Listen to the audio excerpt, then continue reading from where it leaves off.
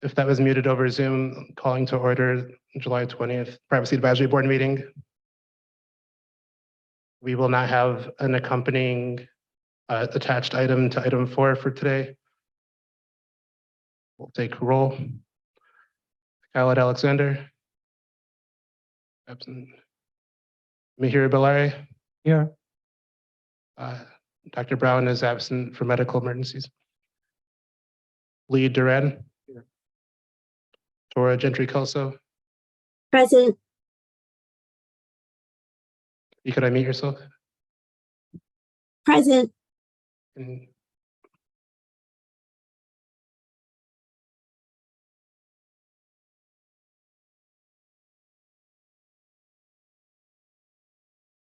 maybe one more time. Present.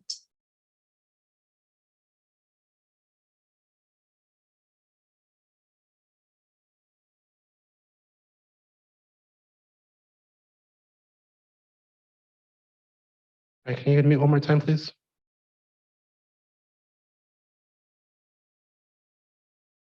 Present.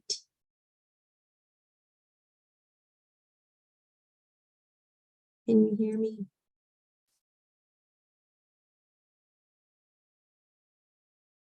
Present.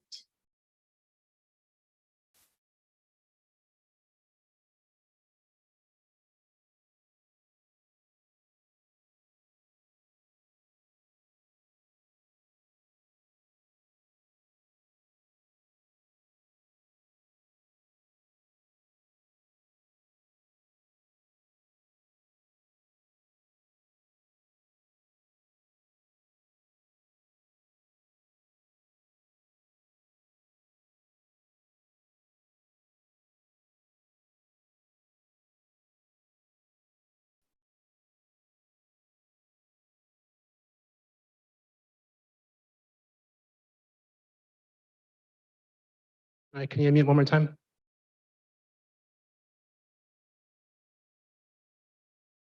All right, Yes. Can you hear me now?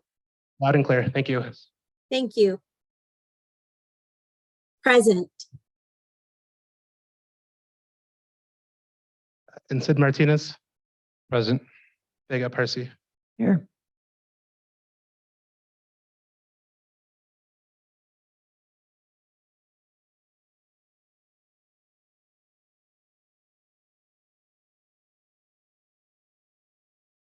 Sorry, the minutes.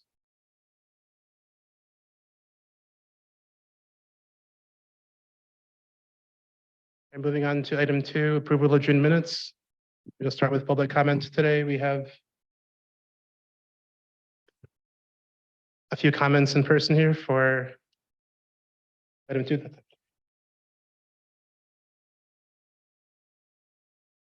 Blair? Just one in person? Okay. Hi, Blair Beekman. I think my public comments for this item can be applied to non-agenda public comment, so I'll wait until then. Thank you. Any comments online?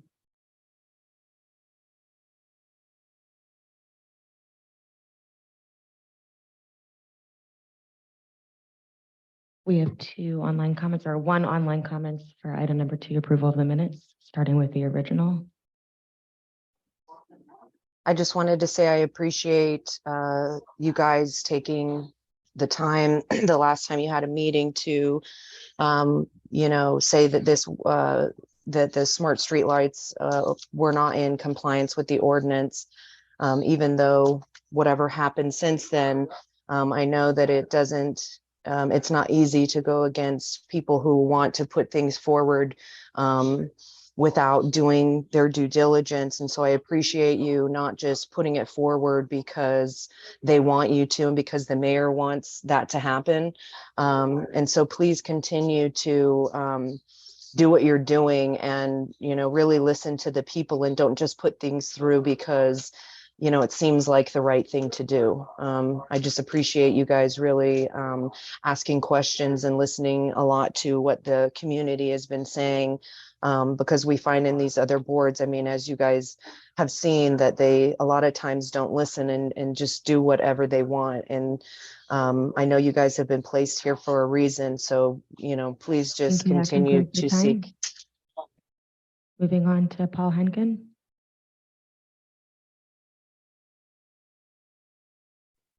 Okay, great. Paul Henkin. Hello? Can you hear me? Hear you?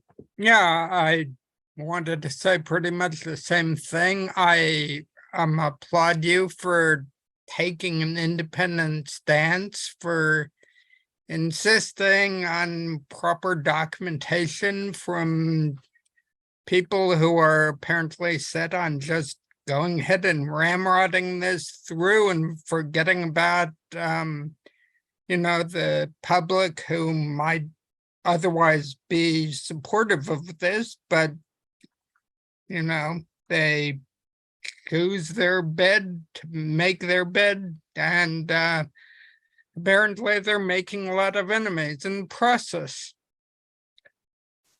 So, thank you. Thank you. And that concludes public comment on item number 2. All right, I'll move on to was a motion to approve June minutes, which go as follows.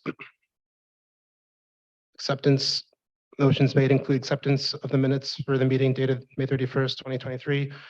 Unanimous adoption of option 2 presented by the first pass review subcommittee to reject the surveillance impact report and use policy submitted in April 2023. Second.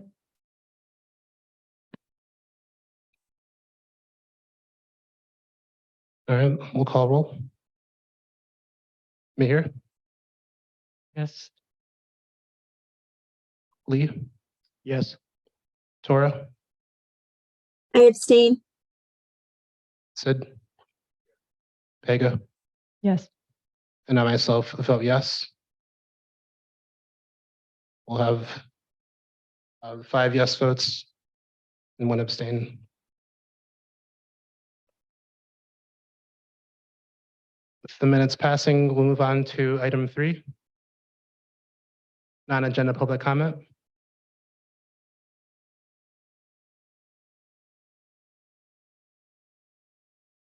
Start with Blair, and then we have Seth Hall.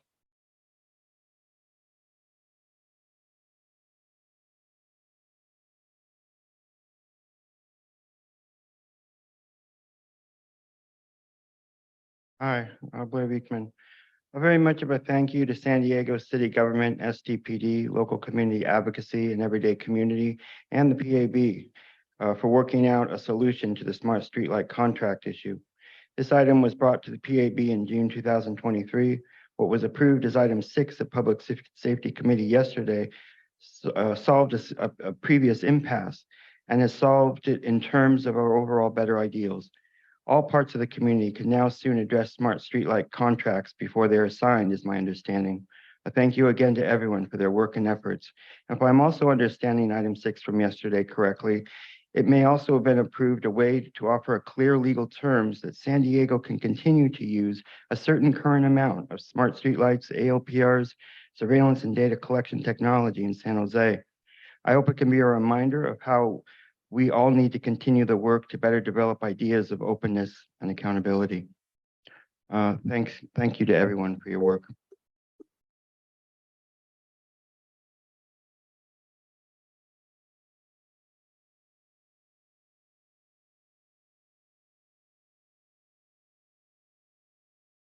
Thanks, Board. Seth Hall.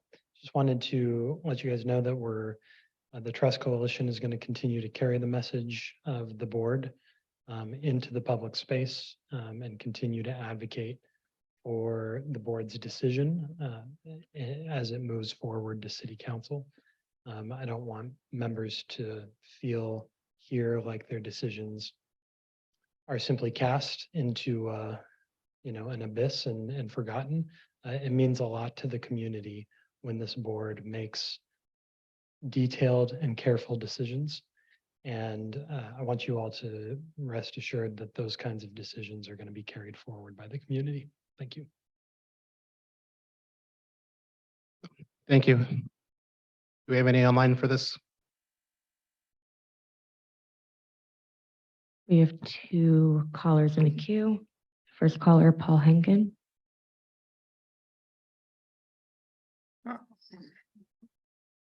Good afternoon. It's the usual thing. The citizens say no, but the city council says nothing and goes ahead with its plans, as apparently it did in 2016. History repeats itself when people don't say no loud enough. The police, San Diego police, want to spend millions of our tax dollars to outfit a network of streetlights with AI and sophisticated cameras from vendor who may try to extort the city and wants to spy on us and get at our data. And don't look at or discuss classified info near the streetlights either. A brand new July 18th research paper from UC Berkeley and Stanford University released says that over just 3 months, ChatGPT went from correctly answering a simple math problem 98% of the time to just 2%, and similar results for concludes your visual time. prediction. Well, Move on to our next speaker, if the original. Yeah, what's been going on with the police department and this, the street lights should be telling as far as how they're going to be with other technologies. And, you know, the city just changed the ordinance to allow for you guys and the city or whatnot to hide 300 plus surveillance technologies from the people until 2026. And as we have, you know, 75 plus more that are going to come into play, you know, it's just a bit, you know, we should be more weary when, you know, you're sitting here trying to do this job and they're basically usurping your job and, you know, taking it into their own hands. But I know that that's the whole plan. It's like to have you guys do the busy work to look like that they're following and complying. And then when you say they're not, they just say, yeah, and they override it.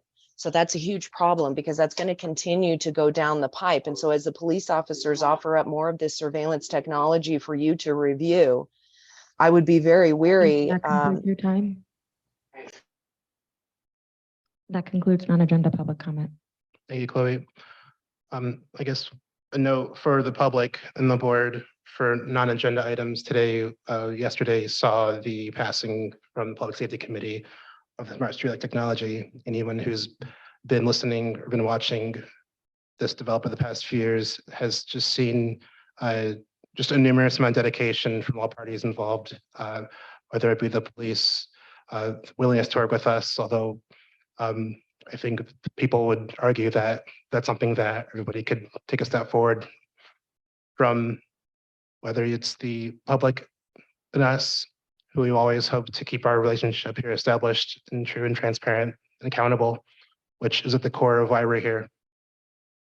And then, of course, everyone else, the city. So as we can also are in the wake of Monday's Tuesday City Council meeting, which included conversations, actually engaged conversation between the board, between city council members, both for and against amending the surveillance ordinance so that we can kind of move things at a more reasonable pace.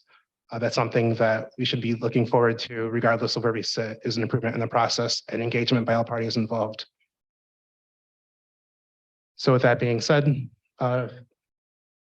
any board comments on this item? We can move forward. Okay, then item 4. List of existing surveillance technologies, prioritization criteria, and strategy. Chloe, if you wanted to speak a word or two, just maybe so all up to speed on when we would be able to publicly address, when we would be able to access one, when the city expects to have one out, and kind of the things to look forward to and before we start our prioritization. Thank you, Chloe Madison, Mayor's Office. We are working on vetting the list with our IT department. We have an internal list that needs to be redacted. There's obviously some probably sensitive things on that list. So we're working with IT in the city attorney's office to determine when we can post that publicly, but they need to go through and vet and make sure that A, we have an updated list based off of the amendments that were just passed by the city council. So we have an updated count, and then B, any internal sensitive information that's not able to be shared with the public is taken off of that list. So you have an accurate list, but it's not compromising any city security. Thanks for that. Is there any estimation from the mayor's office as to when this would be able to be released? No estimation as of now. Thank you.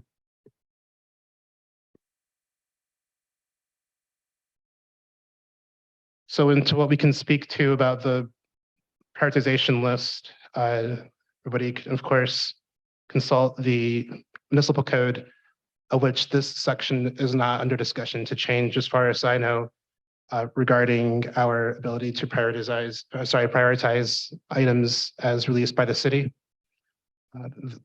The police was first on that ride and was able to release their, I believe, 77 or so technologies. So the public is well aware to an extent what's currently being used, and that's something that we're going to have. We can at least have a conversation in public about that existing list and perhaps any thoughts or approaches there.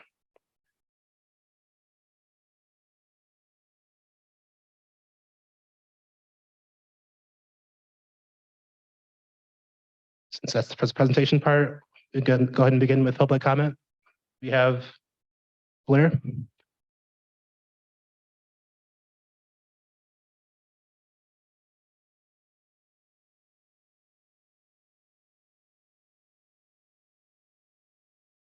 Excuse me, I'm a bit confused. What item are we talking about right now? This is item 4, list of existing surveillance technologies, prioritization criteria, and strategy. List of, can you name that list again? So the police has listed their entire inventory on the police website. Chloe mentioned earlier that the city will be able to have a complete list within the coming weeks. Okay, well, thank you that they are. It's a start. Always, they had a helicopter item yesterday. It would be nice to know what sort of inventory is within their helicopters. They've had their military hardware report from the state that they've had to do recently. Good luck how this body can help make that process more enjoyable, and that we really want to work to be open and accountable with those things. And that's our good process. Thank you.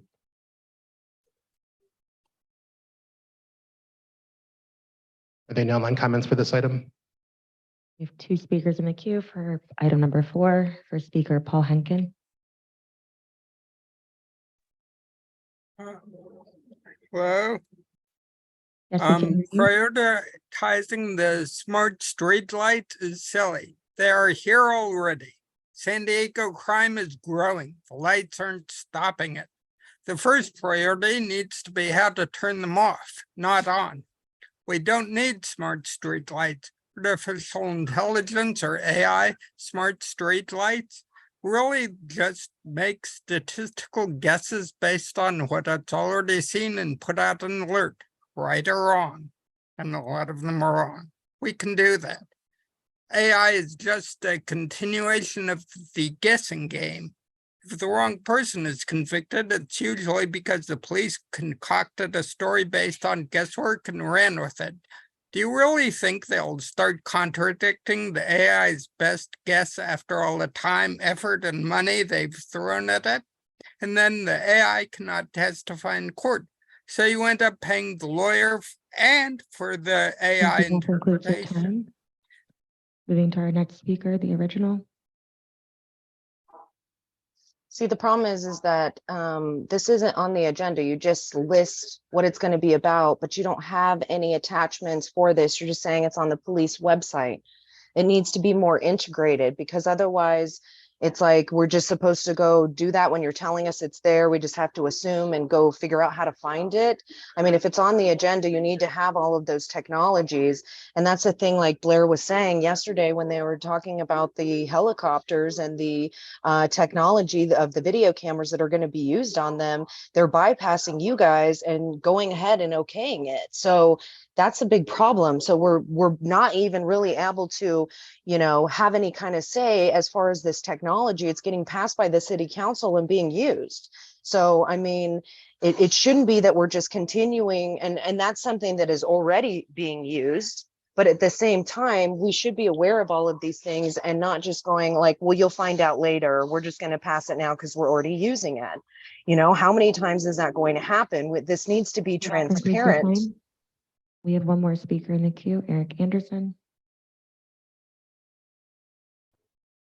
Yes, hello. I guess this is about item 4, discussion list of existing surveillance technologies, prioritization criteria and strategy. I mean, I don't know, because I only heard a few of the commenters saying that. I had to turn the volume way up. All the speakers were mumbling, it sounded like. And what is it? As a list, where's the list? What is it? What is a criteria for prioritization of who, of what? And what is the strategy? Please answer. Thank you, because it's totally just nobody has any idea, it sounds like already from the comments. Thank you. That concludes public comment on item number 4. I thank you. Just so we're all, I'm on the same page here. This list of existing technology. So this is existing technology for surveillance among all city departments per the ordinance is to be distributed to the PAB before we move forward with any existing technology. So I just want to make sure we have this on, at least on the record, that this is something that we have not received in any official capacity. We're still waiting on a final version, of course, with the nature of how these things work. There will be some delay, we understand that. So any confusion and frustration at and why we were not able to have a physical list to discuss today, I think we as a board fully understand that. Any initial board comments for this item? We do understand that the police publicly listed 75 items. And I'm just curious as to how the police department has prioritized that, or how we're going to be prioritizing that. Is that something that's open for discussion? That's something that's open for discussion, certainly. I just also want to make clear that we have not directly, as a board, received this list. So in the ordinance, right, that's something that's been posted publicly, but not something that has officially kicked off this process to be able to evaluate what we need to. And again, this is a list of city technology. So glad that the police department has been ahead of that in one step, but we're kind of missing the complete picture here. And the technology discussed earlier in the week, the city council mentioned a list of over 300. And that's even after we expect a number of them to go away and some of the exemptions being passed.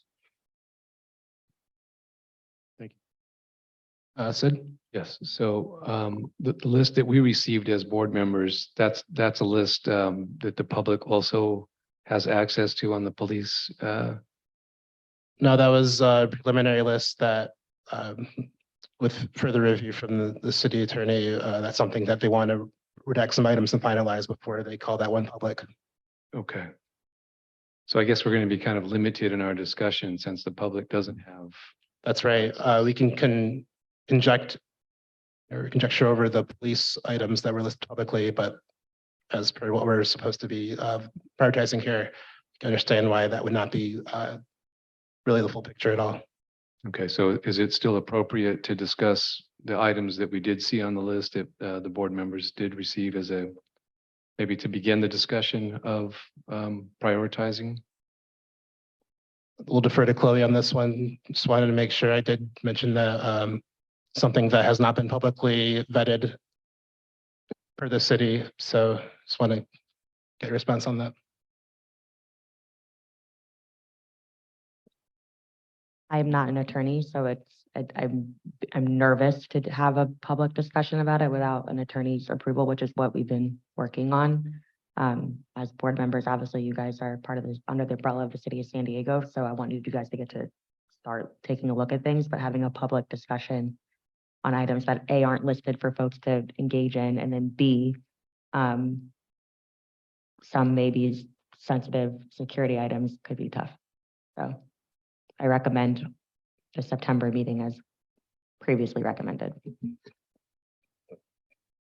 So you heard it directly. There's also just this whole angle of transparency and the ability to discuss items publicly as a board and be able to have the public aware as to what exactly is being discussed. So as much as you would like to bridge that, there's something that would be more helpful to get about this. And curious if you have any thoughts on that. I'm going to hold off on my comments. I don't think it's appropriate since the public doesn't have that list. I do have my own themes that I think are important that kind of map on to the last issue that this board discussed, but I'm going to hold off on this for now. Thank you. I think Tora has her hand up. Yes, thank you. I do want to let those who are in attendance know that this board, all of us, all of the members, we are dedicated to doing the process for surveillance review. And so we just want you to know that although we can't talk about it today, we've been advised not to.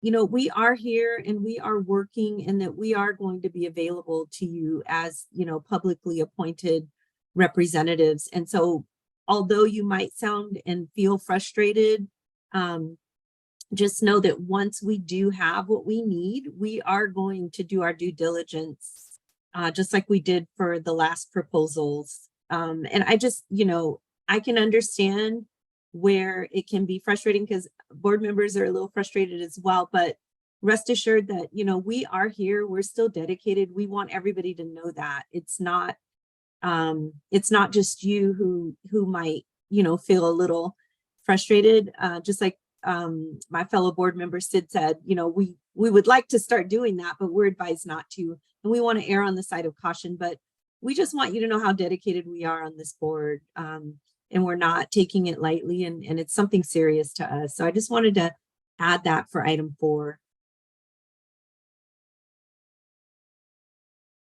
Thank you. Pega? So as the person that asked for this item to be on the agenda, I wanted to clarify some of the reasons why I want it on here. So as the chair already stated, we've not officially received any list. However, the PD has posted the 77 items on their website. So when the chair selected 3 of us to be part of an ad hoc committee, that was myself, the chair, and Lee, we thought, in order to be collaborative and not stall things, let's go ahead and take a look at the list that the PD has posted and see how we might even think about prioritizing these things.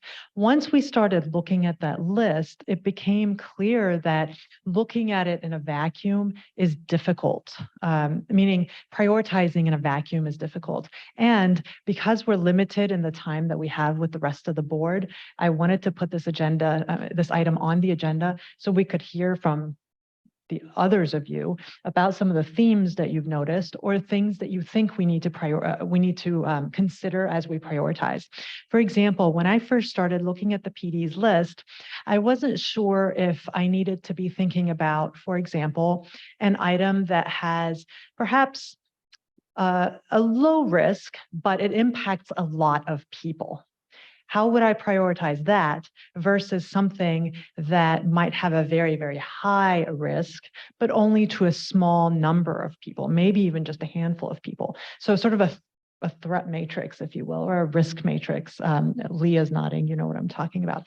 I didn't know how to do that or what everybody else's thoughts are on prioritizing in that way. Or if that's not even the rubric that we should be using. So I wanted to hear from the rest of you about how we should even think about this, rather than talking about any particular technology here today. Thank you for that comment, Pega. That kind of clarifies what I was thinking about. I think risk is important. I was thinking, and again, not mentioning any specific item on the list, themes related to the cameras, the vehicle license readers, related to SDPD. Those were things that caught my attention.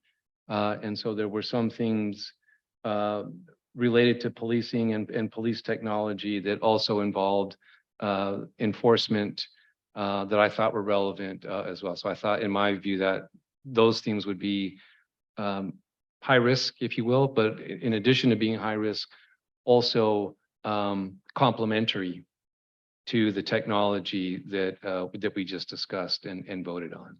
And so I thought maybe it was a segue to look at specific police technologies, because if you look at the list, not all of it is SDPD, and even within the category of SDPD, there are certain kinds of technologies that are closer to the streetlight cameras and the vehicle license readers than others.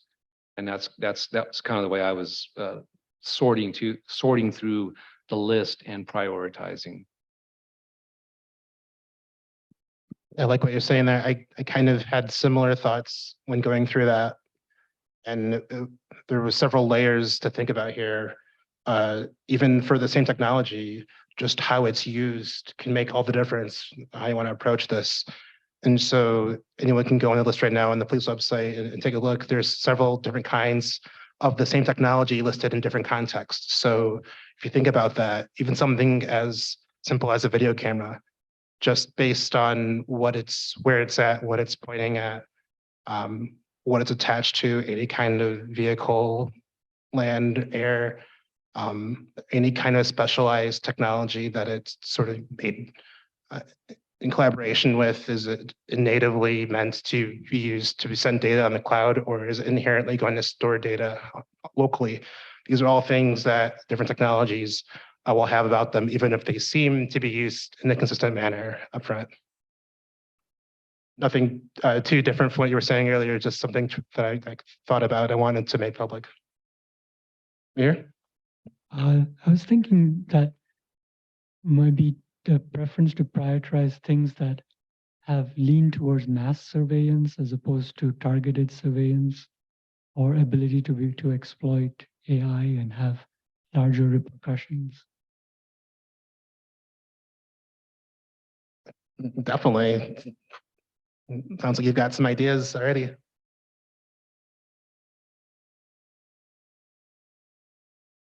I think we can talk specifically about items that we've seen on there. Yeah, just something that I thought about. You have tracking versus vehicle tracking, right? Which of these technologies are going to be more inherently biased towards mass surveillance? And should we look at those devices differently? Just so the public is aware, I'm talking about technology that is specifically geared towards tracking motor vehicles, their infotainment systems, and so forth. I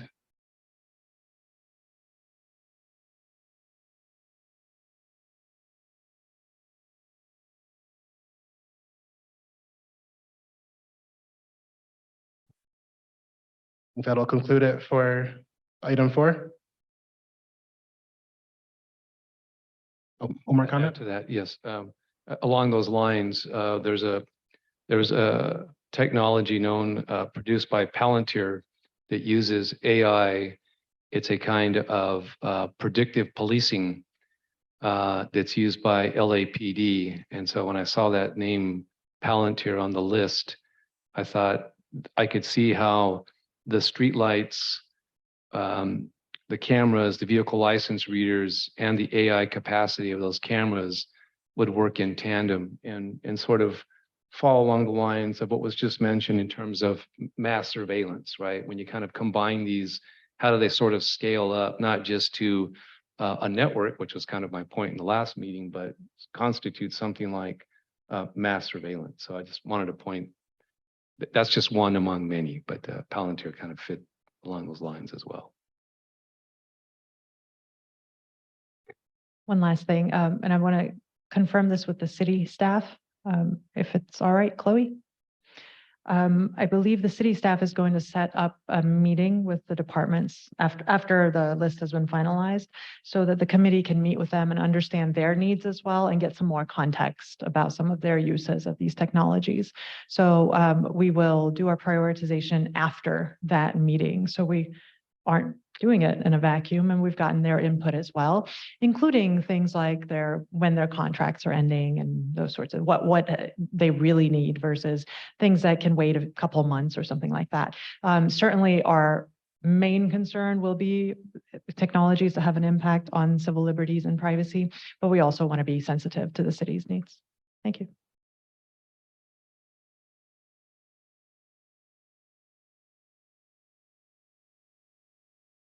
Nora? Hi, thank you. I do want to also point out that on the police department's website, where they list their 77 pieces of tech for consideration by the board, each of them is written with the template of the surveillance use policy. And so every time you click on one of them, it outlines their priority and it outlines the usage for each of the technologies, and it has documentation. So I think that's going to be great for, you know, moving forward, because they've templated everything in that manner.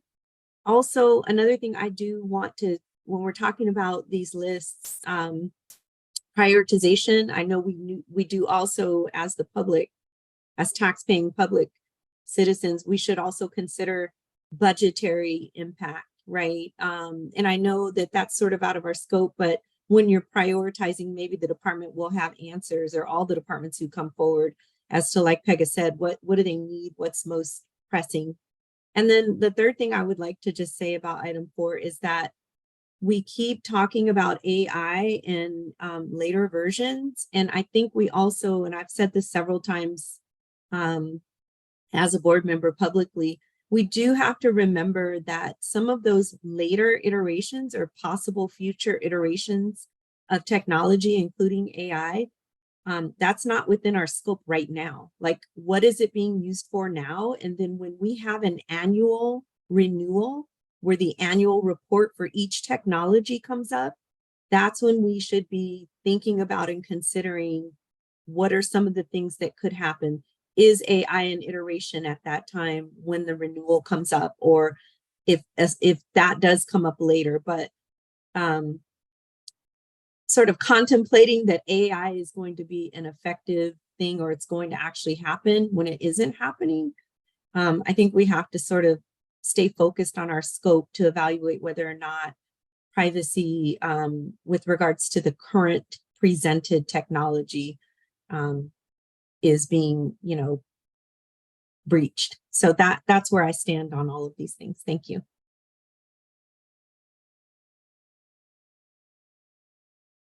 Thank you, Tora.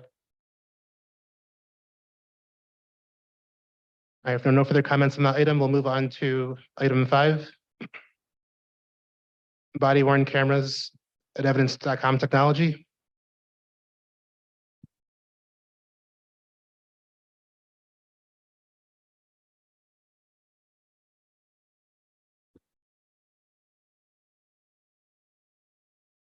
We don't have Captain Wall here today. No, Captain Wall is on vacation, so you're stuck with me. Down the street at Comic-Con, I take it? What's that? Down the street at Comic-Con? No, a little bit farther south, down in Cabo. Oh, then.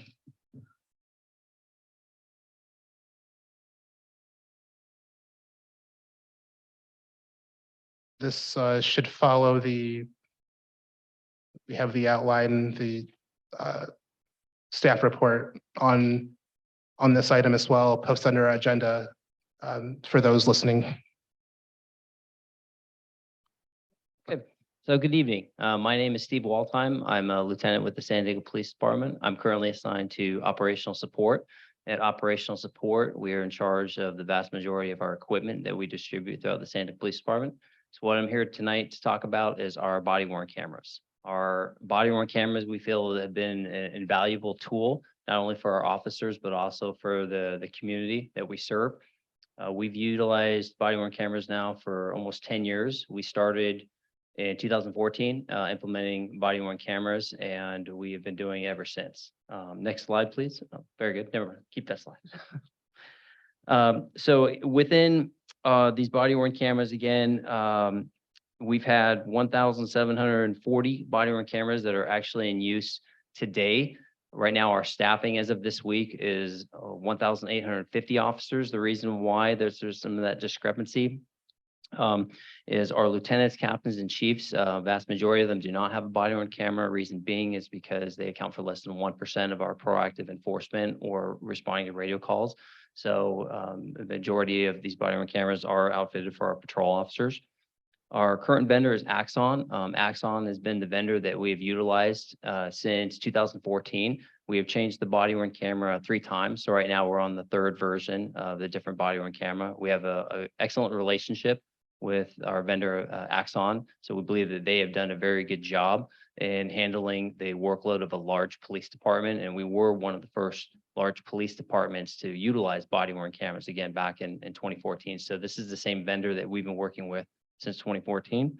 It costs annually approximately $2.5 million per year. With that, we get the license for the body worn camera, we get the device themselves, and we also get the evidence.com, which is our storage capacity. There is no limit as to these videos, so we have an endless amount of storage available for these videos that we utilize. Just to give you an estimation for how many videos that we create each year, just last year, we created almost 800,000 videos. And since the implementation in 2014, we have had 6.2 million videos total. Next slide, please. Again, the purpose for why we have these body worn cameras, we want to show transparency, and they're used to capture any enforcement interaction. So within our policy, we basically require our officers to turn them on any enforcement and action that they're going to take, which could be a variety of different situations, whether or not it's a traffic stop, going to make an enforcement contact, they're going to detain somebody, arrest someone. Anytime where we feel there might be a confrontation, we want these body worn cameras on. They also provide additional evidence for us. There's a lot of evidentiary value in these body worn cameras. Again, all they're doing though is showing one preview for it. So it's not going to encapsulate everything from an officer. So same thing if you were to put a GoPro on yourself and you were to climb a mountain and look over a mountain on the horizon, the video is only going to capture one portion of that. It's not going to capture everything that the officer is seeing, but it does capture a lot. So. And again, obviously to have the transparency with the public, want to continue to maintain that public trust with the community we serve. And that's why we feel that these are an excellent tool, again, for our officers and for the community. Next slide, please. So how these actually work. So the officers are required to have them on their center mass, and that was a position that we feel can best capture the view from the officer's perspective. So they're required to have these cameras mounted on the center mass of their body. Basically, they turn it on. When they turn it on, it is in buffering mode. This is the mode that officers, when they're driving a patrol, are required to have it in this mode, in a buffering mode. When the camera is actually in buffering mode, it is actually recording, but it does not have the audio with it. And it is going in a 2-minute cycle. So it only records the last previous 2 minutes. Once you press the button and you turn it on, it goes into event mode. Now you are recording both visual and audio mode, and you're encapsulating everything. Then obviously they have the ability to shut it down. That's how it works. And again, they're required to turn these cameras on any enforcement related contact. So again, if they're going to make a traffic stop, they're going to detain somebody, they're going to arrest somebody, anything of that nature, we require them to turn it on while they're en route to a call where they might take some type of enforcement action. And then the way that these work is they dock these in these docking stations, and the metadata from the body worn camera is then updated and uploaded to evidence.com, and that's where all the videos are stored. So when the officer at the end of their shift, they dock it. When they start their shift, they take the body worn camera away from the docking and they place it and they mount it on their person. So that's essentially how that works, and then they would have access to evidence.com to review any of their videos if they like. Next slide, please. The way we do compliance with our officers to make sure that they are turning them on is the supervisors inspect their officer and or detective every month. They will randomly select 2 days out of that month that the officer was working, and they will check their journal and they will make sure that they have body worn camera videos associated with any enforcement related contacts. So for instance, if the sergeant now checks on an officer for this month, they're going to look at a day and see if there's traffic stops that this officer initiated. There should be a body worn camera video associated with that traffic stop. So that's how we're going to do some compliance. Also, the detectives, anytime there's a crime case, the detective gets assigned to it and arrest. The detective reviews these body worn cameras, and they're responsible then for the disposition of this evidence, whether or not it goes to the city attorney, district attorney, or what happens with that. That is the job of the detective. And then our internal affairs unit as well. Anytime there is a complaint, if a citizen complaint is, and it doesn't have to have anything to do with body worn camera, if it's merely a courtesy complaint on a traffic stop, the internal affairs, they are going to do a investigation and ensure that if a body worn camera was required to be turned on, then they're going to note and ensure that the officer actually turned it on. Otherwise, there will be discipline to follow and action will take place on that. So again, next slide, please. Again, we feel at the San Diego Police Department, again, we've utilized these body worn cameras for almost 10 years. We feel they're an invaluable tool for the community and for our police department. So we would much like to continue using this tool that we hold our officers accountable for, and again, show transparency with the community that we serve. So with that, I'll open up to any questions.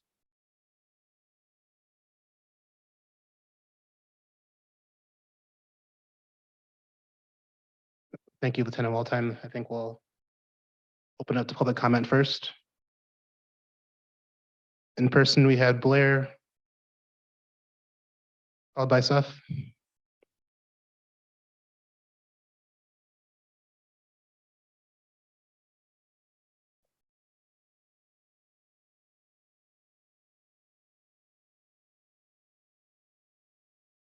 Hi, Blair Beekman.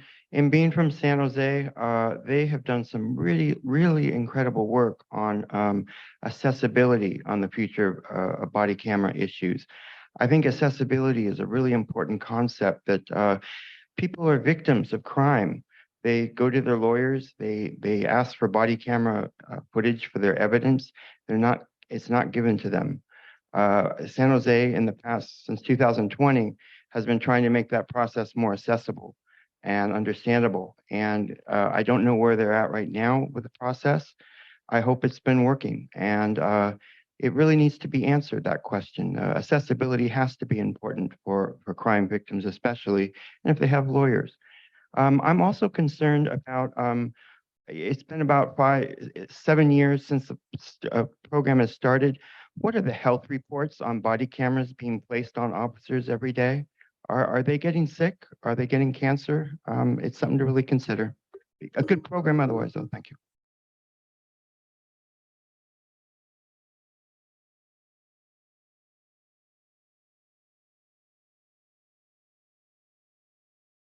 Thank you, Board, and for the Police Department for the presentation. Just want to mention that I provided a letter regarding 2 preliminary items that we would recommend that the board look into. I don't know if anybody had a chance to look at those, but in summary, those items were related to the Office of the City Auditors last year report regarding the body worn cameras. They had 4 findings, 7 recommendations, and those are supposed to be implemented and at this point are overdue. And the other item was related to how the department and how the city attorney releases body worn camera evidence to lawyers and San Diegans who are charged with certain types of crimes, and their argument that they don't have to do that at all. So I'd like to have some clarification and maybe some improvement on that. Thank you.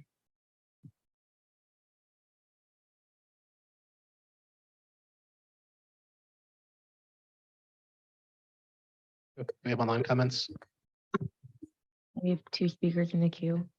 First speaker, Paul Henkin.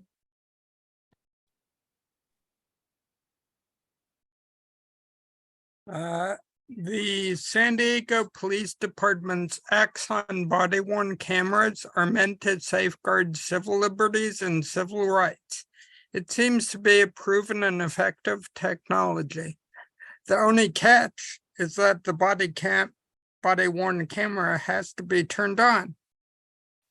I had a friend who was beaten up, not by the SDPD, but the BWC was off.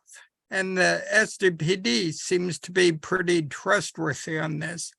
Nevertheless, any recommendation you make, and I hope you approve the use of this system, any recommendation should, I think, include penalties such as transfer or firing if the officer forgets or purposely does not turn it on to hide his excesses.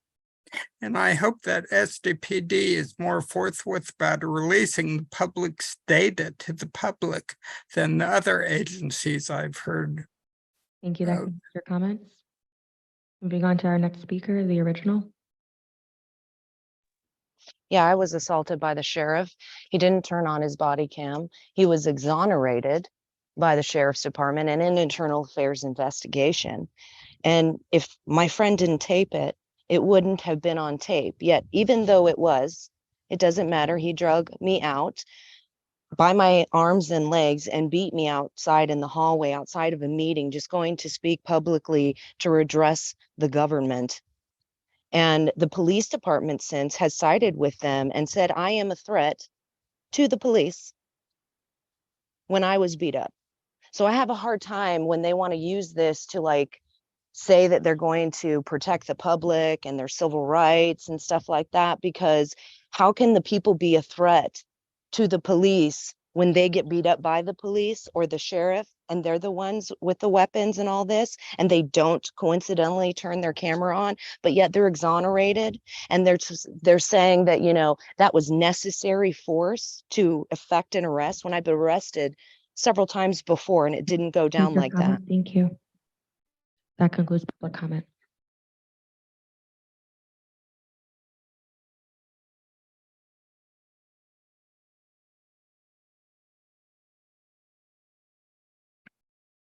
Before we go around, I wanted to follow up some questions that were asked earlier at the community meetings.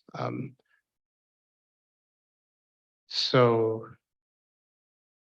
there are other jurisdictions who use body worn cameras in such a way where officers are not allowed to view footage before giving a statement.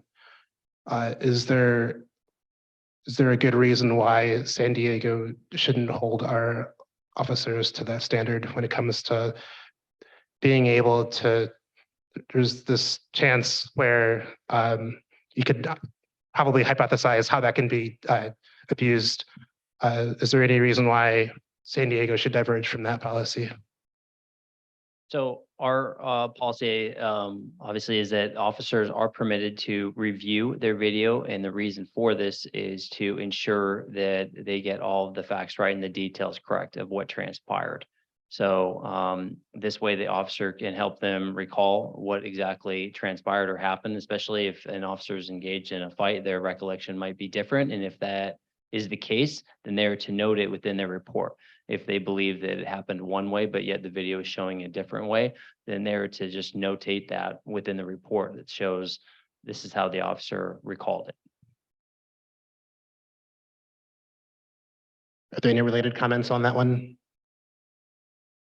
How often do you have these discrepancies? If I watch something and then give a statement, how likely is it that I would have a different statement? So I don't know exactly how often or how many incidents that we've had where an officer couldn't recall or it was documented within the report. I have to get back to you on that.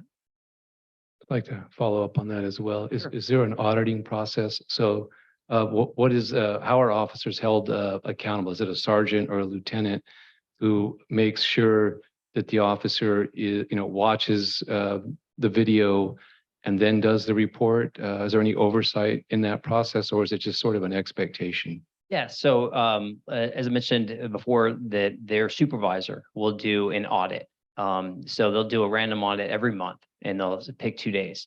And they'll look and again, ensure that these videos match up because officers have to obviously turn these body worn cameras on when they're doing a proactive enforcement.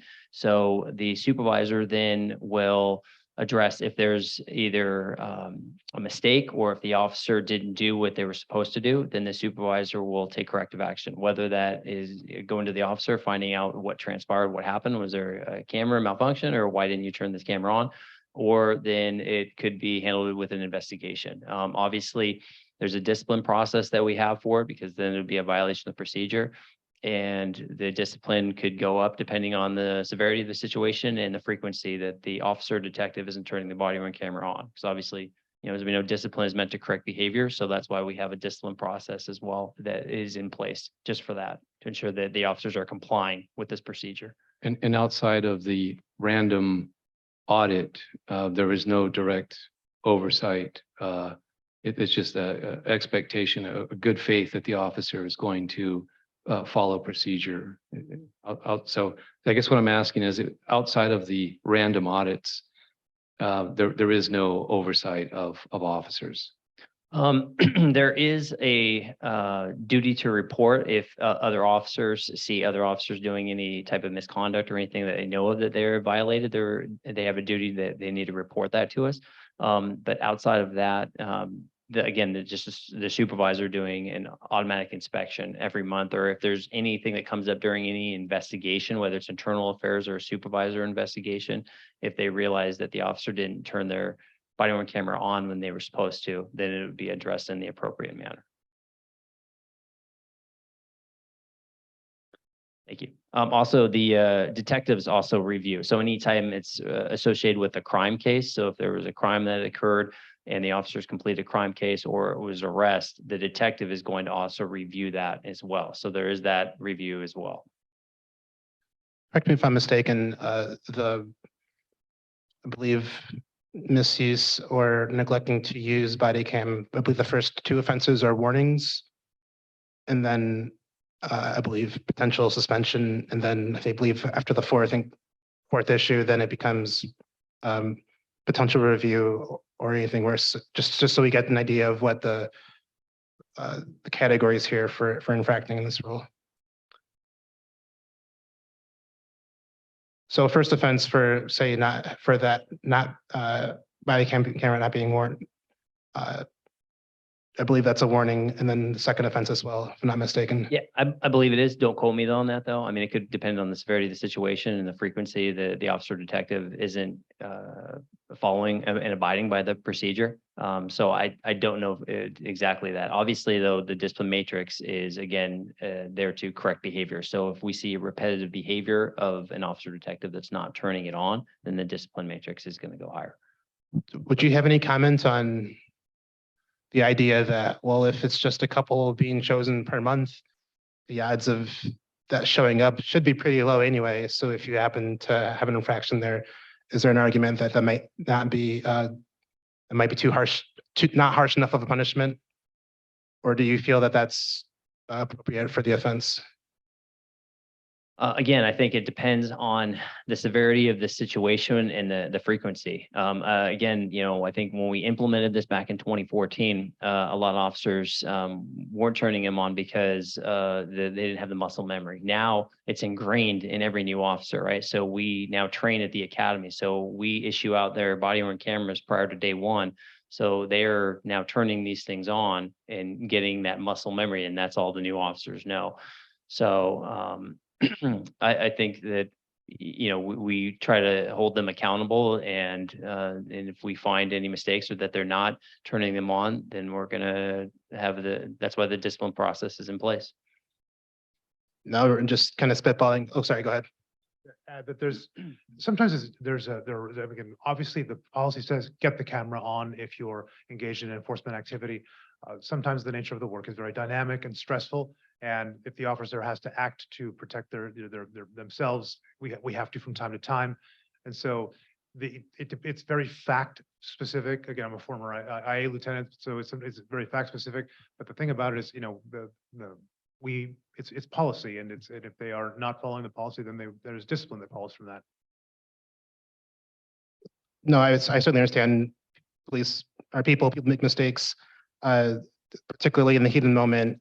No muscle memory advantage can sometimes overcome sometimes what the moment brings. So I just wanted to get an idea, get an opinion if there are any ideas on that. Also, just kind of spitballing here. I know Axon is a trusted brand for officers here and other areas of the country. Is there any kind of potential advantage for pursuing other vendors? Even something as simple as automatically turning on when it hears the word police shouted, or any kind of heightened camera. I mean, I'm sure this technology exists. Maybe why Axon in short? Right. So again, I can't comment as to why they were selected back in 2014, but what we're trying to do now is if this gets approved as the use of piece of technology that the Santa Police Department can continue to utilize, we are going to open up for a bid for contract. So we'll see if there are any other companies that put in for that contract and see what they have to offer. Axon is just a very large company that has the capability of handling a department of our size, but there might be others. And that's why we want to go open to bid to have any other company put in for that contract. And is there a timeline on this? Ideally, if we get this approved, it would be done. Right now, our contract extension ends at the end of this year. So hopefully by January 1 of next year is what we'd hope to have a new contract in place by. Thank you so much for all that. Absolutely. Anybody else? I have my hand raised for the last 15 minutes. Can I Apologies, speak? sorry. Yeah, if we don't see that, feel free to, go ahead. Thank you. So what I will say, and I'm very happy and proud to state this, that when the Axon body worn cameras were implemented for the police department in San Diego, I was actually on the community review board, which was the police oversight board, now called the CPP. And at that time, it was a very meticulous and well thought out process by then Chief Shelley Zimmerman, which continued with the current Chief Dave Nislett.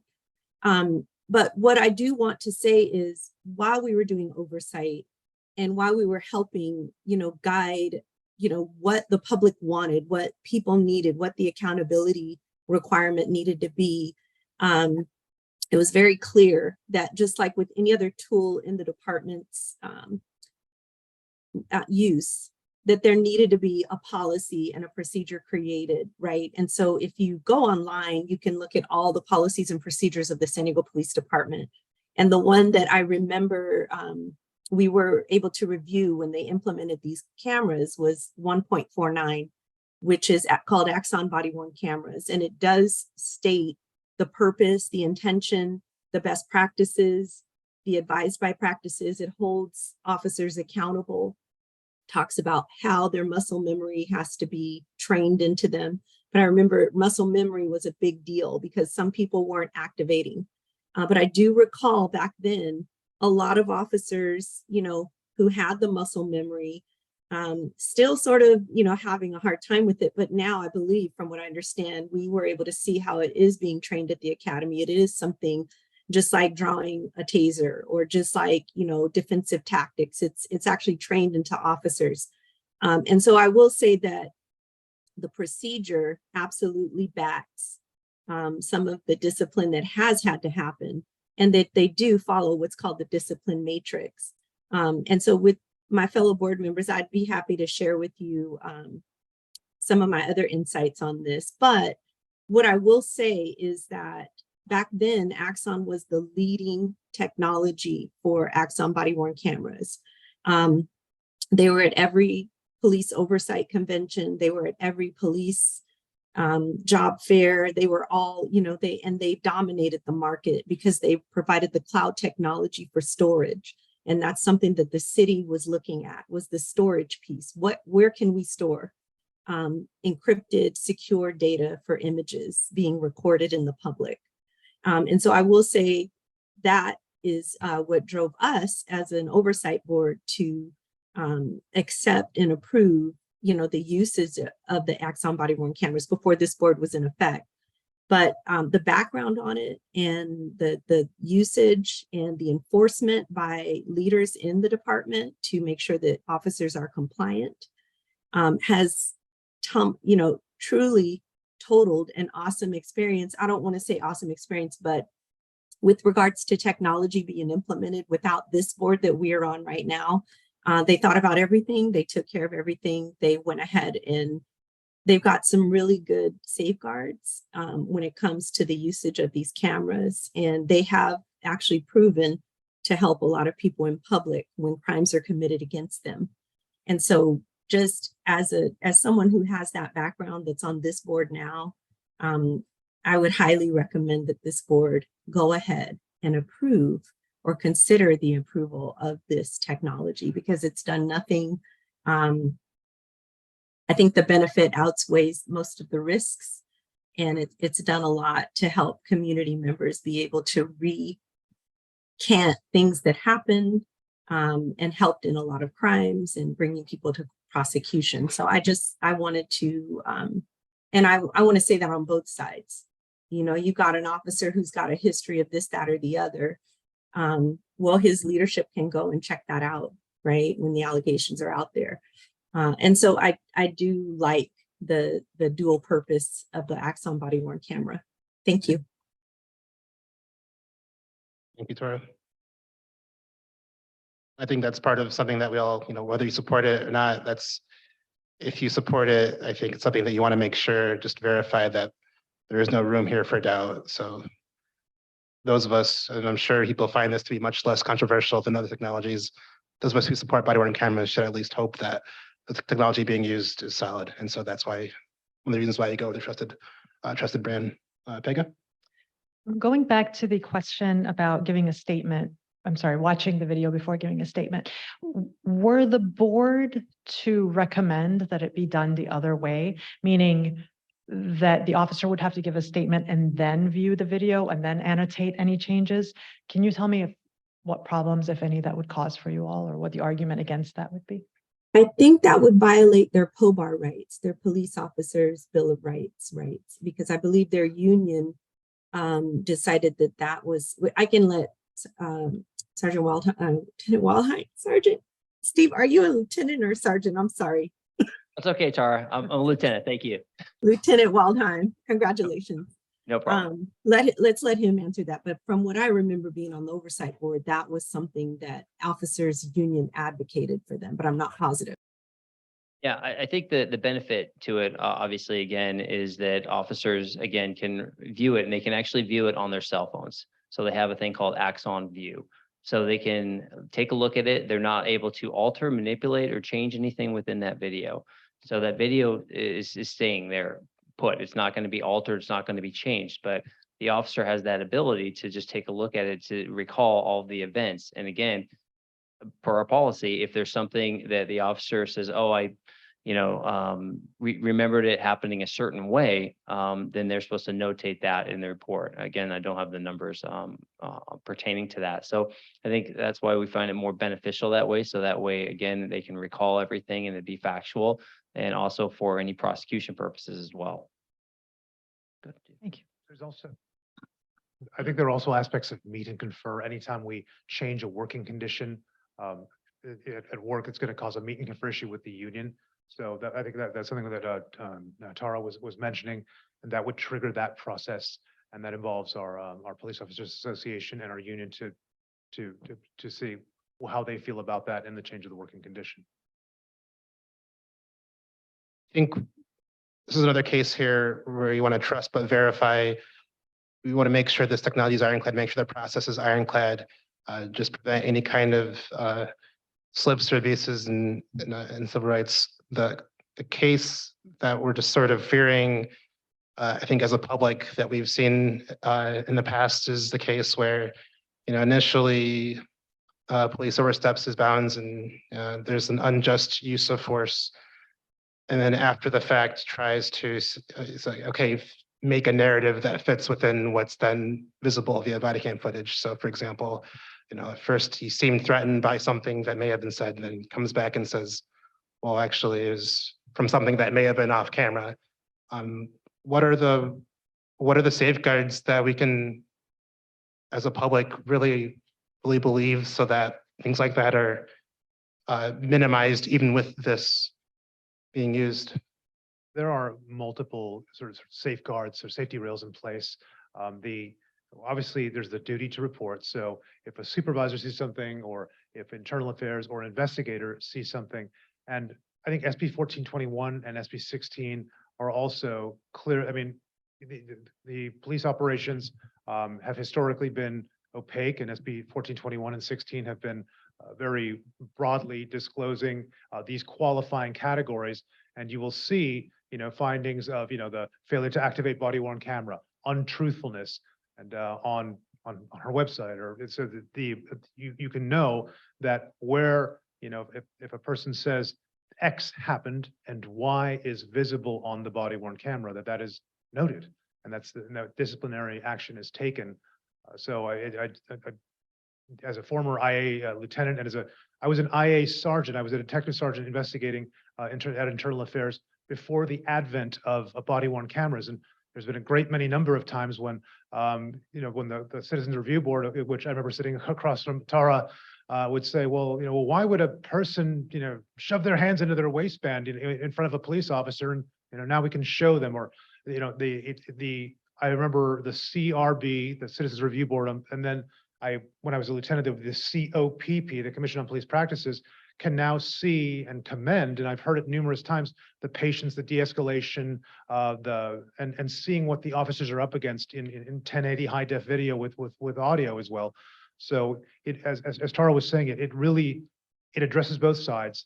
There are multiple places where we are taking action against our officers that is ultimately disclosed as the law requires, and the body worn camera evidence is up on our website, and it's an integral part of that process. And also with our AB 748, like our critical incidents, the public demand to see those. So those things do happen, and just the discrepancies are noted, and disciplinary action is taken when appropriate. I'd like to follow up on that issue of use of force. One of the big issues that we've seen since George Floyd is the release of the video footage. And it's been noted that oftentimes the police will release their narrative. They will edit parts of the video. They'll have a public relations release. And that'll be the version that the media gets and that the public sees. And so I think the question for me, maybe you can provide some clarity on this, is the release of video footage. In particular, the two kinds of release of footage I think that are important are use of force, but even First Amendment issues as well. And so I was just wondering if you could clarify what the release policy is. I was just looking at an article earlier today, and there are many states that have very strict restrictions on video release. California, as you know, tends to be much more liberal. And so I know some departments have a 45-day video release policy. I know Sacramento has a 30-day video release policy.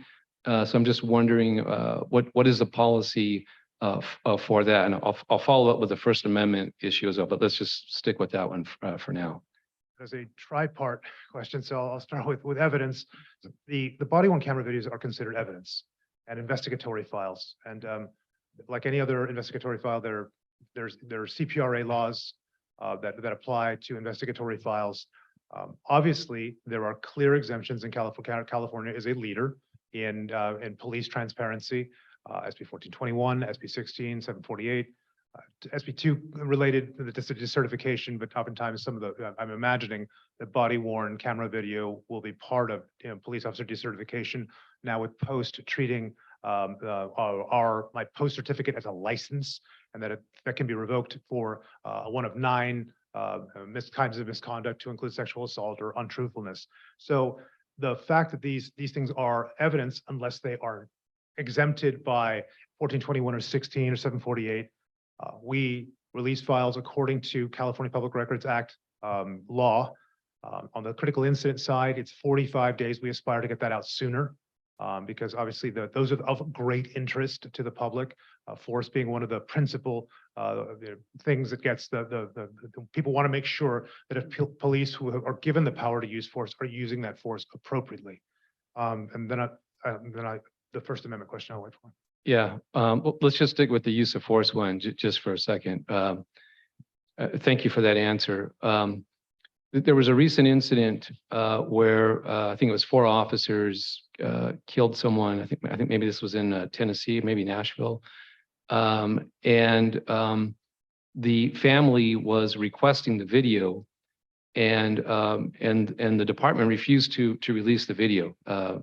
They were very reluctant to release the video.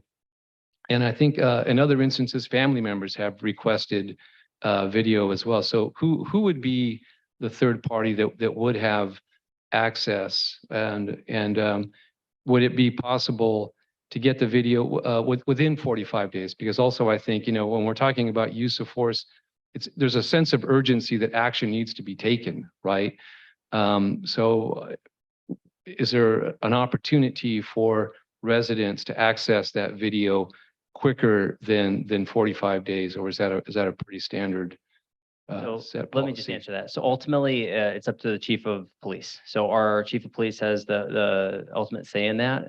But with regards to the laws of what Lieutenant Laura talked about, if an officer is involved in a shooting, if there is a use of force that sustains great bodily injury, then we have timelines on that.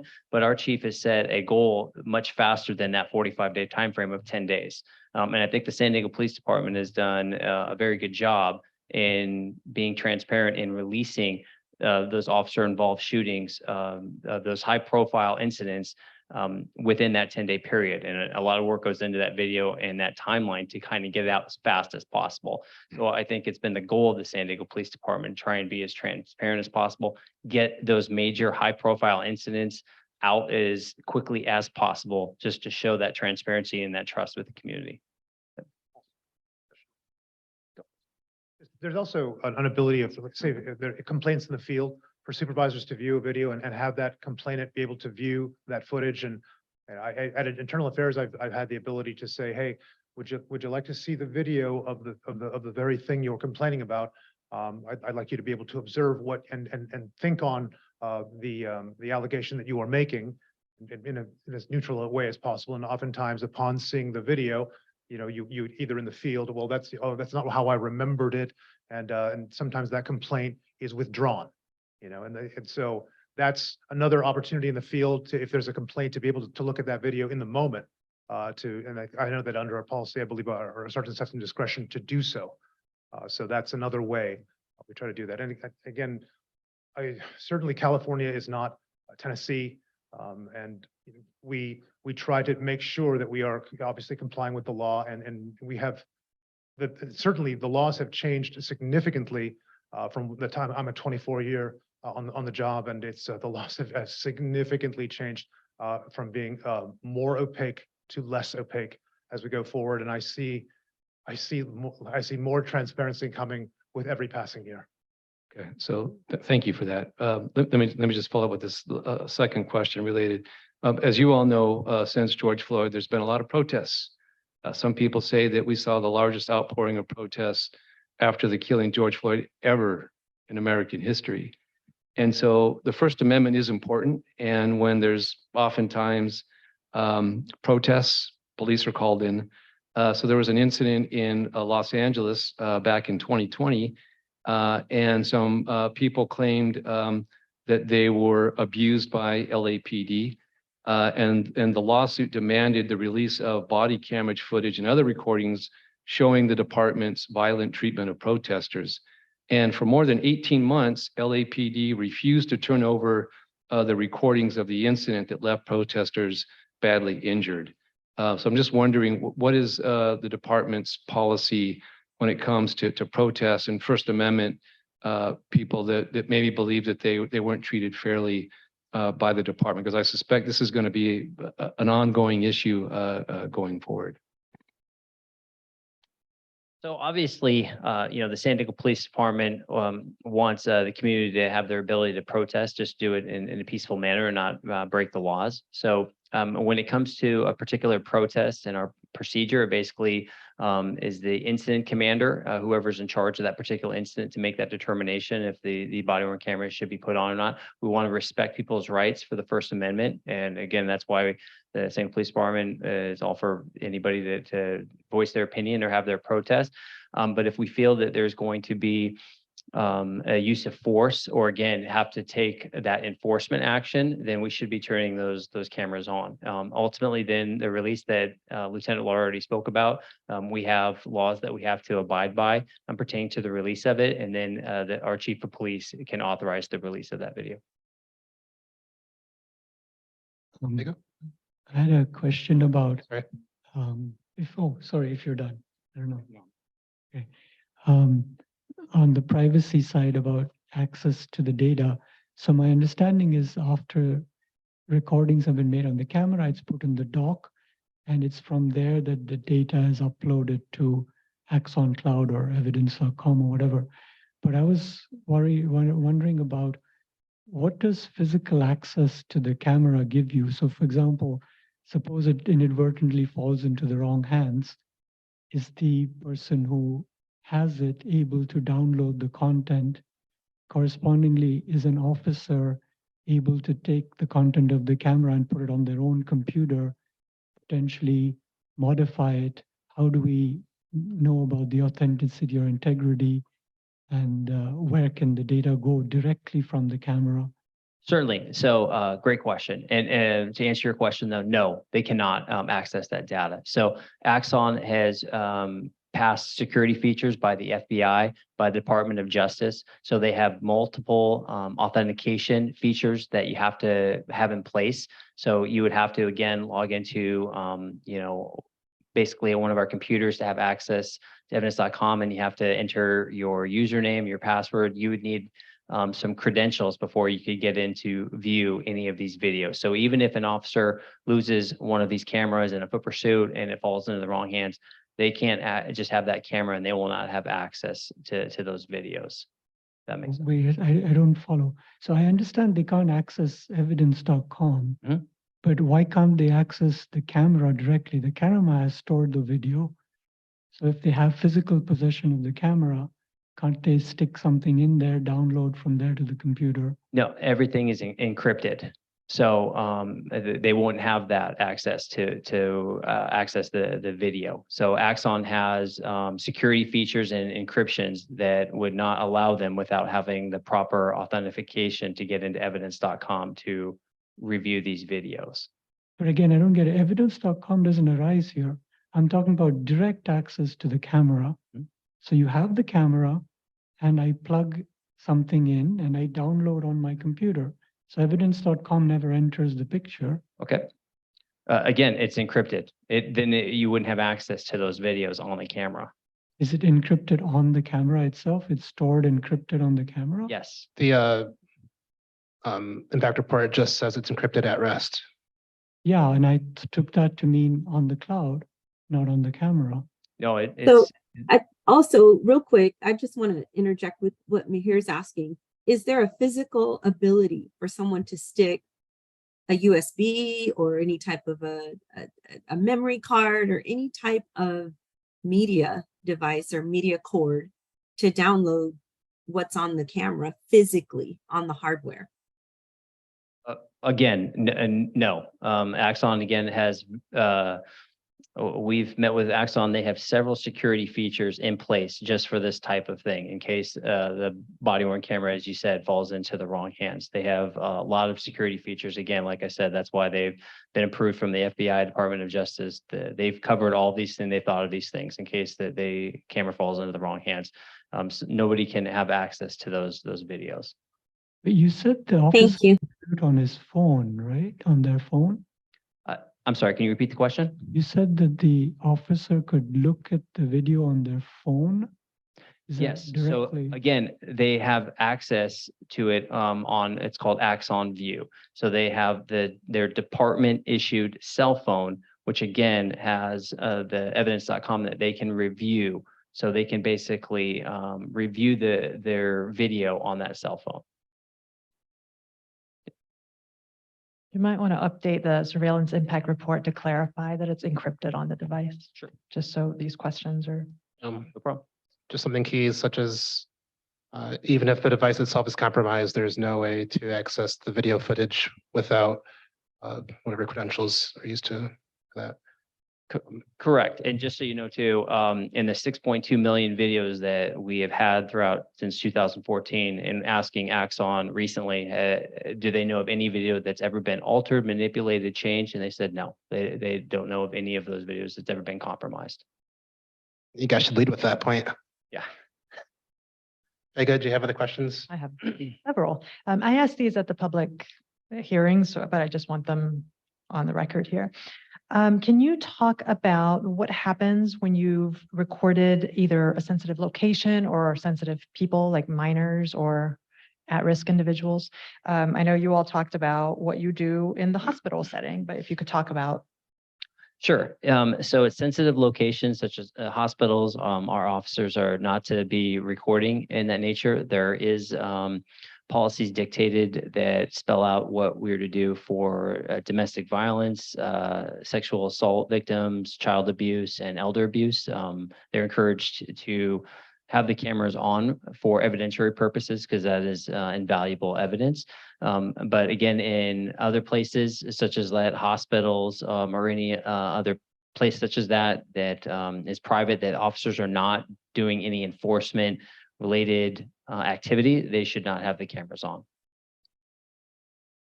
Thank you. Is it possible to articulate the criteria the chief uses when deciding to release information or not? Because this just says that release is approved by the chief of police or designee. So I'm wondering if there's some way of understanding what that's based on.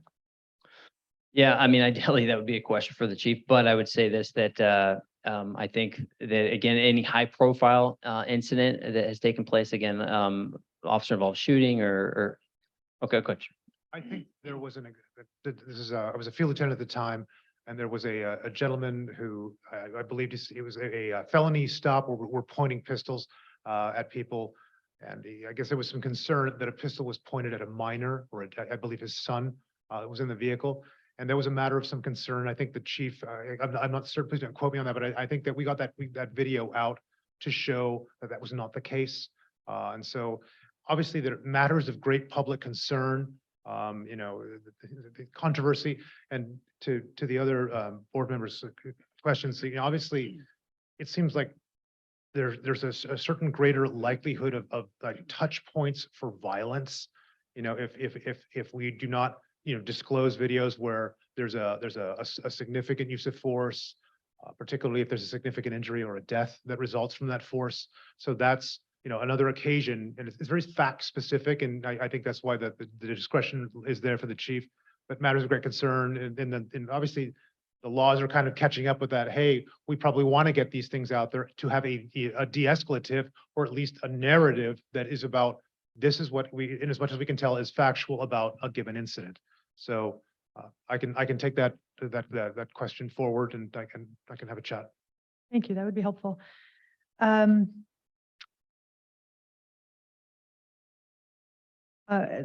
many times since 2014, I don't know if you'll have this answer, but if you don't, that's all right. You can come back next time. How many times has a defendant or somebody that has been charged with something asked for access and not been given access? Unfortunately, I wouldn't have those numbers. That would be something that they go through our records division. And again, that they would reply back with, again, if it's an investigatory tool, that we have the mandates that we have to require by law. So, but I don't know how many it'll be. Yeah. I didn't. What about how many times since 2014 have there been disciplinary actions or consequences for folks not turning on their cameras?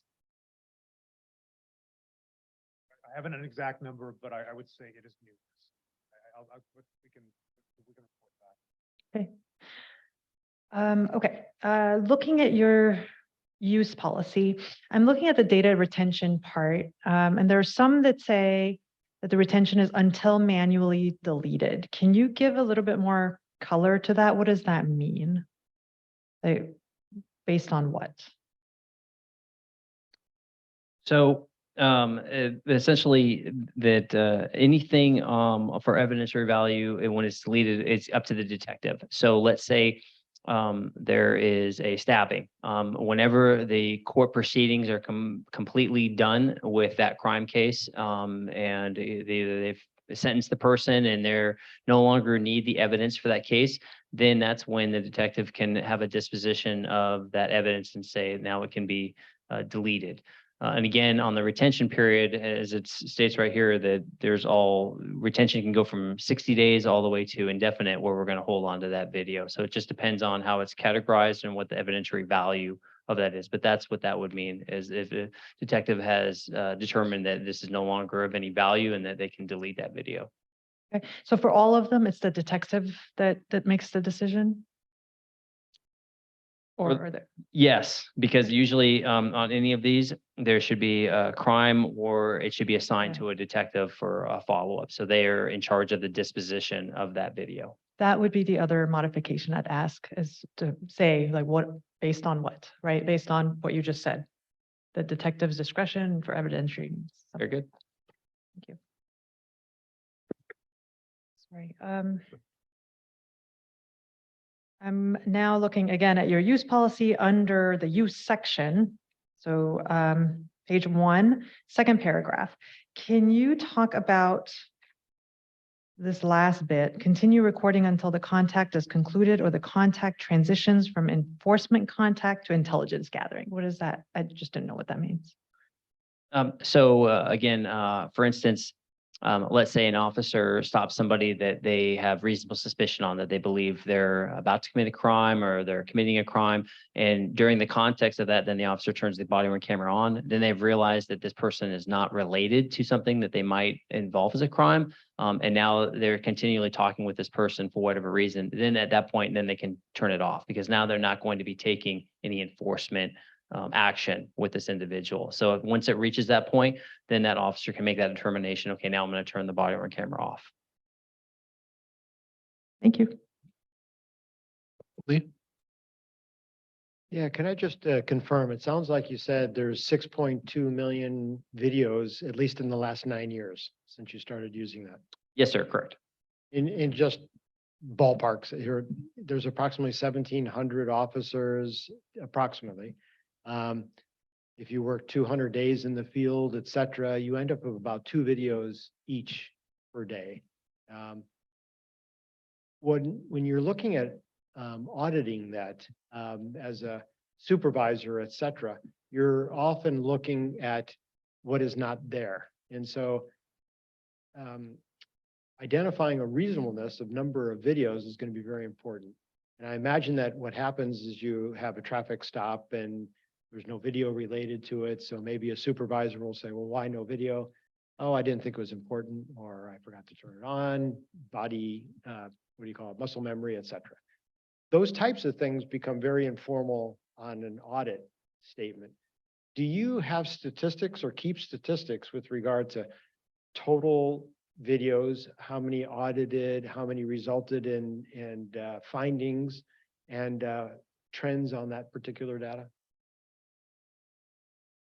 So again, as far as tracking what every supervisor does for those inspections, if they find a discrepancy, no, that would be pretty hard. I think when we categorize in internal affairs, how they categorize it, it goes by just procedure. It doesn't specify which procedure that is. So we really wouldn't have that ability other than going case by case to try and determine how many sustained violations that we've had for body worn cameras. So long story short, no, we don't really have that ability. My concern is just as an auditor, what happens is when you find an exception to an audit, oh, well, that's a isolated incident and it won't happen again, and then you ignore it and let it go. So Right. And again, that's why these supervisors are doing it every month. And again, know that generally this group of officers is at least with that supervisor. Generally, every shift is 4 months. So generally, you're with that same supervisor for a period of time. So if a supervisor starts to see that trend, that there's that repetitive behavior, well, then they're going to take corrective action to make sure that that's remedied. So if a sergeant continually sees that an officer isn't having a video associated with a traffic stop, then they're going to take that to their chain of command and they're going to address it appropriately. thank you. I guess sorry, go ahead. I also know that I reached out to the Office of the City Auditor yesterday, and they're reviewing our latest iteration of Department Policy 1.49, which is the body worn camera policy. And we are, again, obviously we will comply with the Office of the City Auditor's recommendations. We put forth a new version. It's a draft, and obviously I won't speak about a draft, but it has to meet their specifications. We're hoping to hear from them very soon with regard to a new policy based on their audit of our body worn camera utilization. And obviously after, they say, okay, this is what we'd like to see. Then again, we go through the meet and confer process as well, because again, changing the working conditions is a union meet and confer item. But we're hoping to hear back from the Office of the City Auditors very soon with regard to that latest iteration of DP 1.49 and be able to have some more. You can see hopefully we have a more up-to-date policy that may address some of your concerns. Lieutenant, just to confirm then, so I guess I understand there's 7 recommendations from the OCA. Yes. And all of those 7 recommendations are being addressed and will become available in the near future. When is that? It's one of my other tasks. So yes, obviously we're going to do our job for you folks as well with the 75 technologies as well, but that also falls within my shop to make sure that we're complying with that. And we hope to hear back from them soon.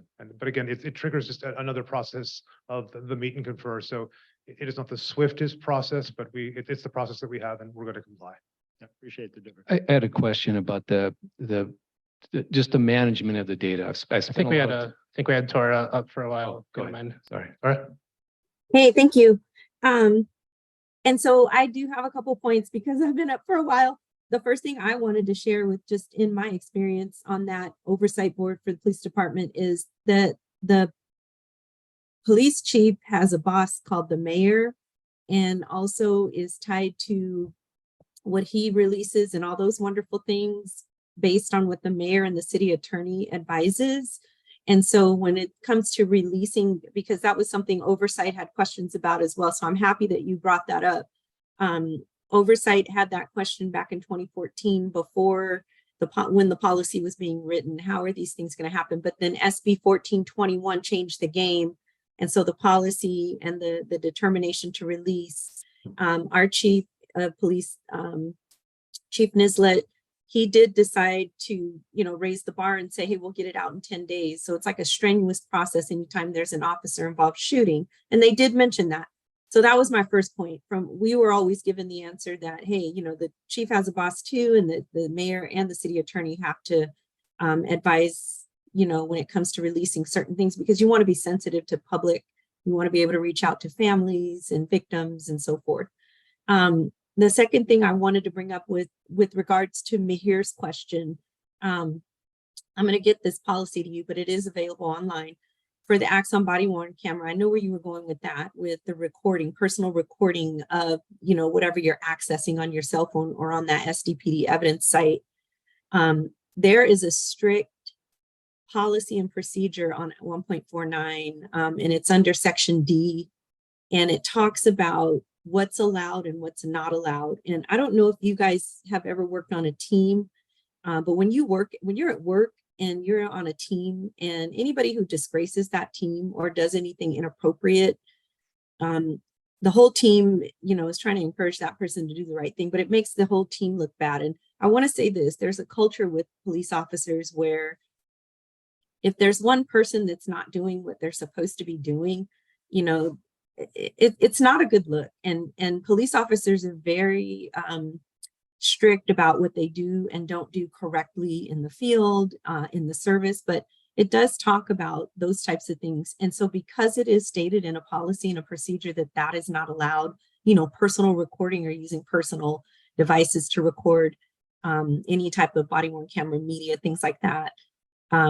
you're going to find a low amount of people, violating any policies that actually work for the department. The third point I wanted to bring up is that, yes, there are about 1,700, 1,800 police officers on the department, but we have to remember that even though those are, badged officers, not all of them are on patrol, not all of them are in the streets, not all of them. So when we run our statistics for 6.2 million recordings, we sort of want to, remember that the math isn't going to be by 1,800. It's going to be by those who are on patrol, working 10 and 12-hour shifts, and multiple contacts during those 10 and 12-hour shifts. But I do think that we need to look at SB 1421. I sent it to our chair and vice chair because that actually does dictate a lot of how evidence or body worn camera footage, digital evidence is, allowed to the public. And so those were the 3 points I wanted to bring up. But then I did have another point that I wanted to bring up. These conversations are really important, and they make a lot of sense.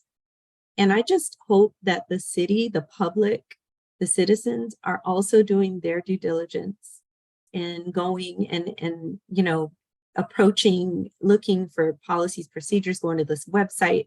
But I think this is a great opportunity for our board to look to our sister board, who is the Police Oversight Board, or the CPP now. That is the oversight arm of the police department, and they would be able to answer a lot of our questions that we have. And maybe we could provide a summary of some of those things based on how the police department operates, some of their policies and procedures. Because I learned a lot serving on that board, and we have the resource to reach out to them. So that's just my personal opinion. We are still, getting trained up on a lot of things. So I just hope that that would be some advice that we take on.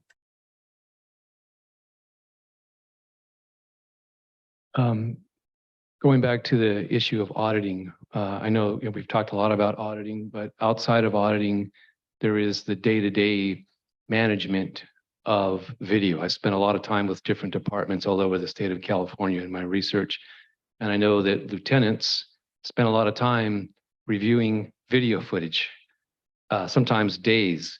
So I was just wondering, given the use of body cameras now, and given the numerous hours that are recorded every day in the field, I'm wondering if San Diego Police Department has the staff, right, that's in a position to kind of review the footage that happens day to day. And I know there's different reasons why maybe a sergeant or an LT may want to review footage. Maybe there was maybe an officer had to use a little bit of force. Maybe had to grab somebody. Maybe they wrestled with somebody on the floor. Maybe somebody was appeared to be combative. So can you just tell us a little bit about what the day-to-day management of the video looks like? And is SDPD properly staffed to deal with the volumes? I don't think the public understands the hours of video footage that lieutenants have to look at on a daily basis. Sure, absolutely. Obviously, it's a balance, right? That's why we said if a sergeant has a squad of officers, generally they're with that squad for at least a good period of time, at least 4 months. So generally, again, back to your question, if they start to see that repetitive behavior, they can address that. Obviously, if there's any like a use of force incident, if it's a citizen complaint and it goes to internal affairs, they're going to review all of the footage within that incident that was used. So they're going to review every piece of evidence that they have or evidence, and they're going to see if there was any policy or procedure violations and address it in that manner. So as far as staffing, yes, we are understaffed. We're budgeted for a lot more than 1,850. We're budgeted for, over 2,000 officers. And again, that's that balance because the sergeant, we ask them to be supervising the officers. So that's why we've selected, hey, at some point every month, review 2 days particular for each particular officer. So that way that supervisor takes that much time to ensure that the people that they are supervising are complying with this procedure. So I think it's a very important tool that we utilize, and it's one of the few that supervisors have to do every month that they're inspecting that. So I think that we do have the resources for it, but I think that's that balance between, hey, we can't have you check it every single day, so pick 2 days out of the month, because you still have to do the job of supervising these officers on the day-to-day operations. So that way they get to know these officers, and if they start to see that continual pattern, they can address it. So that makes. And having been walked through the auditing process of the auditor's office of the city auditor, there's going to be more auditing. So it's going to be, and it's going to be more, forgive me, I said, we are with the office of the city auditor.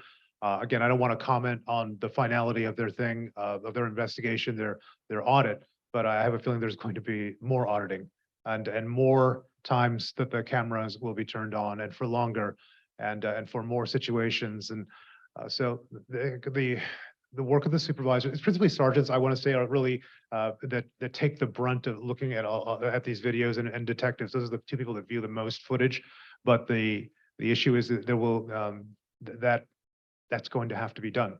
And it's a public trust, and it's a responsibility that, you know, we're doing things appropriately, and so we will do as directed. Obviously, as it plays out through the meet and confer process as well. But I think the earlier, longer, in terms of when they're turned on, and for more occasions, and with more auditing. But again, I don't want to preempt the Office of the City Auditor.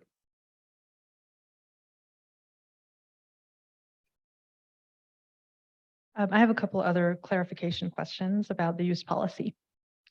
Again, on page 1, under use, the third paragraph, I don't know if I understand what that last sentence means. Sworn personnel shall begin recording in the event mode while covering another city employee or law enforcement officer during an enforcement contact, including but not limited to the ISO's parking control. What does that mean? So again, if an officer has it in the buffering mode while they're on patrol, if they go to cover another officer on a traffic stop, when they get there, they need to turn it on in the event mode. So that way it's recording both audio and visual. So anytime, again, that there's a proactive enforcement possibly taking place and another officer arrives on scene, that officer is required to turn on their body worn camera. That's the event mode. The event mode is then they're turning it on. Okay, thank you. Under data collection, that last sentence, I think, probably needs to be revised because it doesn't make sense based on what you've said.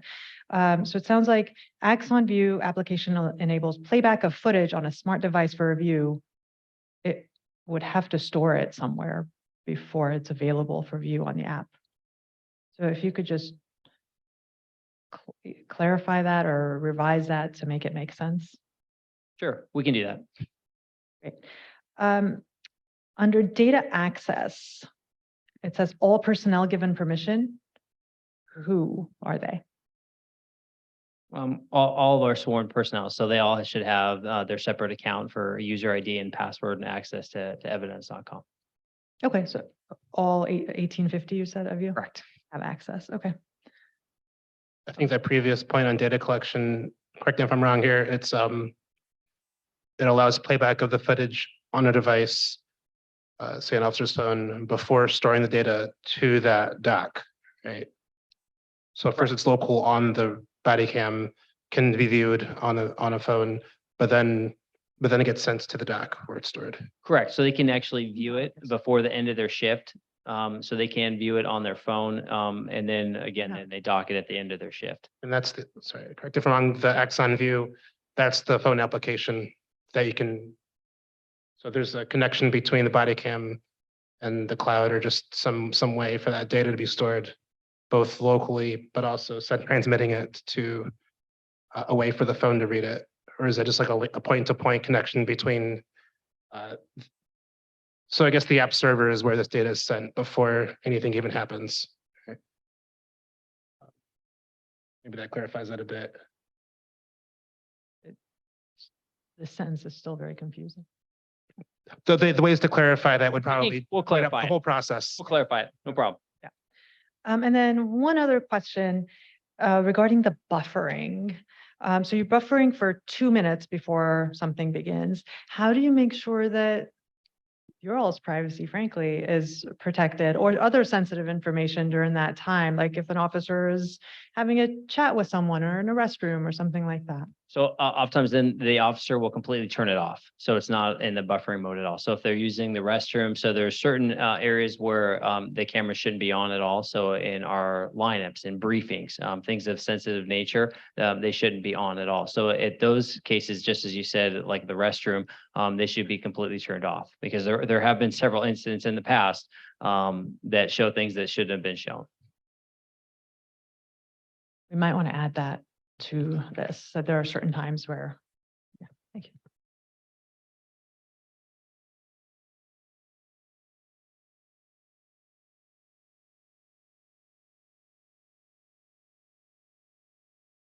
I think you may see further questions, maybe not as exhaustive as we've seen for the smart streetlights. ALPR, hopefully not as exhaustive, but I think there's maybe a couple of things that may come up later on.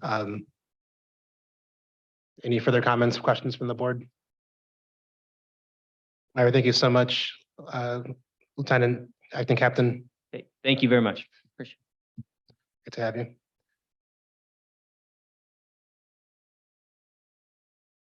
Any further comments? Motions?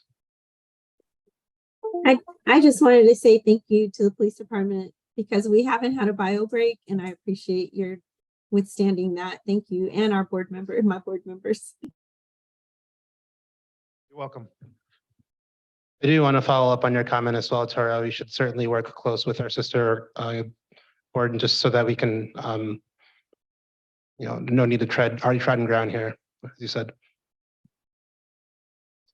Just wondering, what's the path forward? Do we vote on this today, some other day? What's the?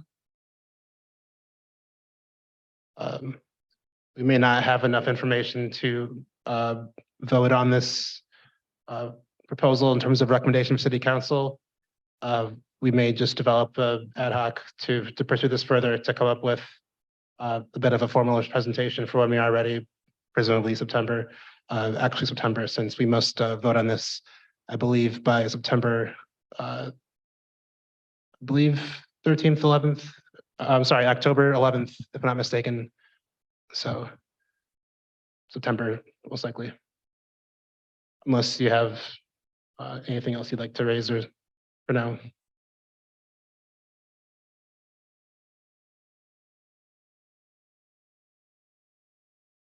We may take this offline, but if there's any further comments for maybe making the case for the ad hoc, or we'll probably want to get this going before the list comes in case the two committees maybe any overlap.